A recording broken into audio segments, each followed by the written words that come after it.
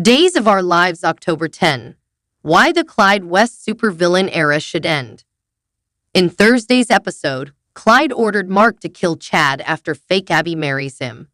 In the Thursday, October 10 episode of Days of Our Lives, Clyde Weston raised the stakes to his latest con. He ordered Dr. Mark Green to make Foxbigel a widow. Apparently, that was much easier than draining his accounts. Hopefully, this run for the DiMera fortune will be Clyde's last stand. Supervillain in Supermax, Clyde Weston, James Reed, has been around so long that he's systematically made life hellish for all of Salem's residents at one point or another. Originally introduced as Ben's Robert Scott Wilson and Jordan's Chris Stoss, abusive dad, he eventually caused all kinds of chaos. This included being a part of the town's very own Legion of Doom, which consisted of Clyde, Orpheus, George Del Hoyo, and Xander, Paul Telfer.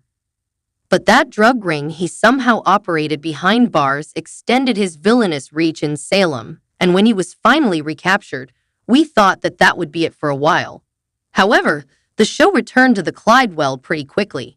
It revived his reign of tyranny one more time, and in such a cruel way. He's forcing a brother and sister team to con Chad, Billy Flynn, into marrying someone he thinks is his resurrected late wife. And it's all in the name of snagging the DiMera fortune. So this scheme has involved forged DNA tests, a massive plastic surgery transformation, and introducing a whole new family that's now embedded into Salem life. But Clyde's motives for cooking up this whole thing are shaky at best. When did he think of this plan? Why the DiMera fortune? How long did this transformation take? What's up with this mother that he's holding hostage? How's he doing this all from a Supermax prison? While the show clearly wants to make fetch happen, Clyde is no Stefano, the late Joe Mascolo, or Orpheus. Even though we adore James Reed, who plays Clyde, we have loved him since his North and South days. And they're already laying the groundwork for him to get out of jail once again. But hopefully, Dr. Green, Jonah Robinson, will somehow figure a way out, and Clyde will be stuck in that Supermax forever. But here we are with fake Abbey, Anna Lynn McCord, and Chad in Paris. She's pretending to regain her memories. Well, not memories, per se, but the essence and feelings of those memories. Let's hope that more clarification and an epic wedding climax are coming. We need to know more, especially about the mom the siblings are doing this for. Plus, once this happens, we know Billy Flynn will crush it as Chad reacts to what these people put him through. Ultimately, wouldn't it have been better if the show had introduced a new big bad that had stronger reasons for wanting to bring the DiMeras down? Almost every single one of the DiMeras must have a million enemies.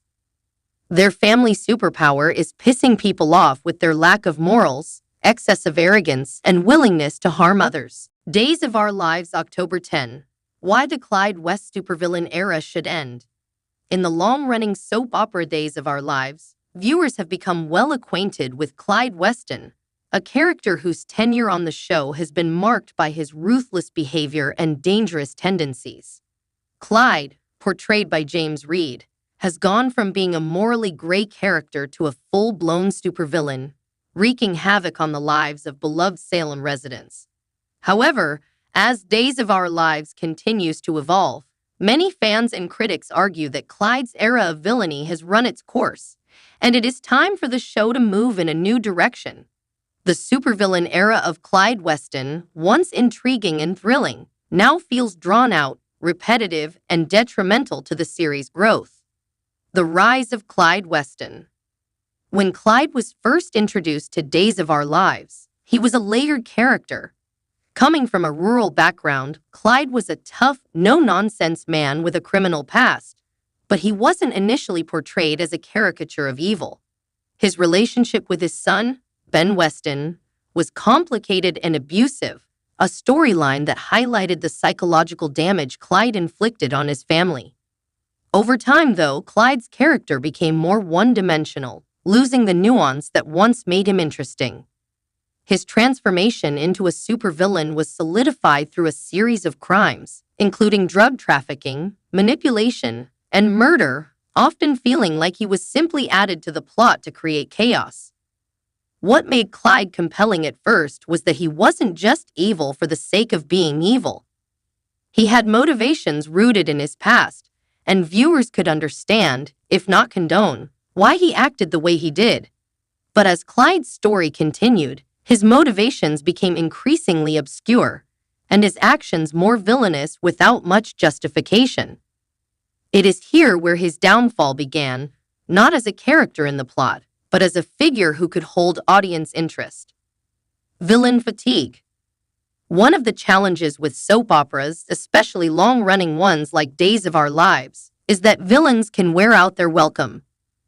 Villains in daytime TV are often used to stir the pot, create tension, and drive storylines, but when they become too central to the narrative, it can lead to viewer fatigue.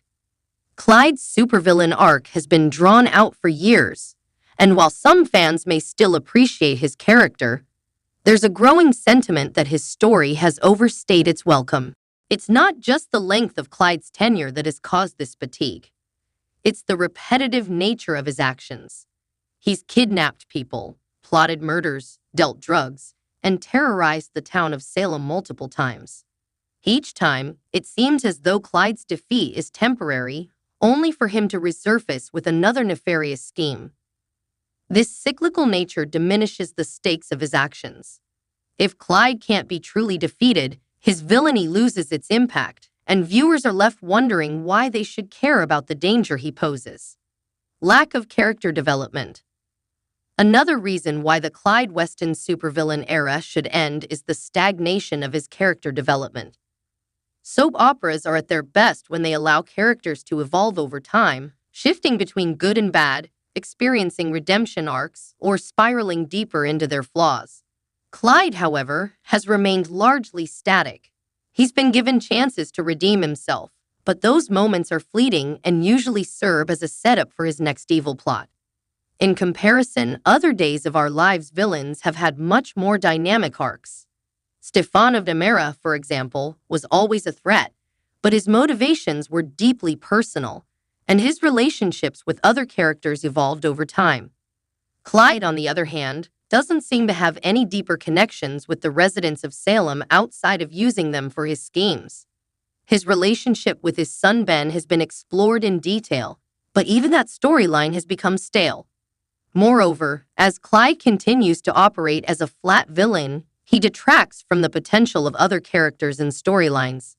There's only so much room for a central villain in a soap opera, and Clyde has been occupying that space for too long, preventing other characters from stepping into the spotlight. The need for new blood. Perhaps the biggest reason to retire Clyde's supervillain status is the need for fresh narratives and characters in Days of Our Lives. The show has long thrived on introducing new villains, heroes, and anti-heroes, and while nostalgia for longtime characters can be powerful, it's important not to let those figures overshadow the future of the series. Clyde's presence has become predictable, and his storylines no longer carry the suspense or intrigue they once did. By moving past Clyde Weston, Days of Our Lives can create room for new threats to emerge, shaking up the dynamics in Salem and giving the residents new challenges to face. Villains are an essential part of any soap opera, but they must evolve or be replaced to keep the show fresh and engaging. Clyde has served his purpose, but now it's time for Days of Our Lives to introduce the next big antagonist who can bring something new to the table. Conclusion: the end of an era. The Clyde Weston supervillain era has been a wild ride, but it's clear that his time should come to an end. His repetitive, stagnant character arc and the fatigue surrounding his villainous schemes have taken a toll on the show. While Clyde once brought a unique and dangerous energy to Days of Our Lives, he's now holding back the show's potential to evolve and introduce new, exciting narratives. For the sake of the series' future, it's time to close the chapter on Clyde Weston and let Days of Our Lives explore new horizons. What are your thoughts on Clyde and fake Abigail remembering? What about Eric and Fiona's conversation? Let us know in the comments.